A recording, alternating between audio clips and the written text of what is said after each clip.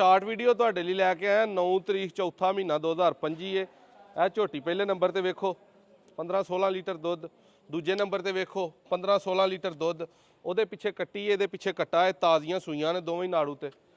ਇਹ ਮੱਝ 20 ਲੀਟਰ ਵਾਲੀ, ਠੀਕ ਹੈ, ਦੋਵਾਂ ਟਾਈਮਾਂ ਦਾ 20 ਤੋਂ ਕੋਈ ਕਿਲੋ ਤੋਂ ਵੱਧ ਦੇ ਘੱਟ ਨਹੀਂ।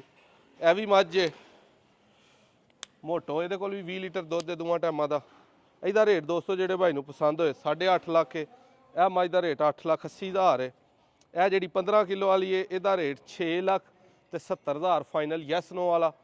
ਇਹਦਾ ਰੇਟ 6,80,000 ਰੁਪਇਆ। ਪਿੱਛੇ ਇਹਦੇ ਕੱਟੀ ਹੈ, ਇਹਦੇ ਕੱਟਾ ਹੈ, ਦੋਵਾਂ ਦਾ ਆ ਕੇ 15-15 ਕਿਲੋ ਦੁੱਧ ਮਿਨੋ। ਤੋਰ ਫੇਰ ਕੇ ਵੀਡੀਓ ਜਿਹਨੂੰ ਚਾਹੀਦੀ ਹੈ WhatsApp ਤੇ ਮੈਸੇਜ ਕਰੇ। ਨੰਬਰ ਆਪਣਾ 0324 81 82 000।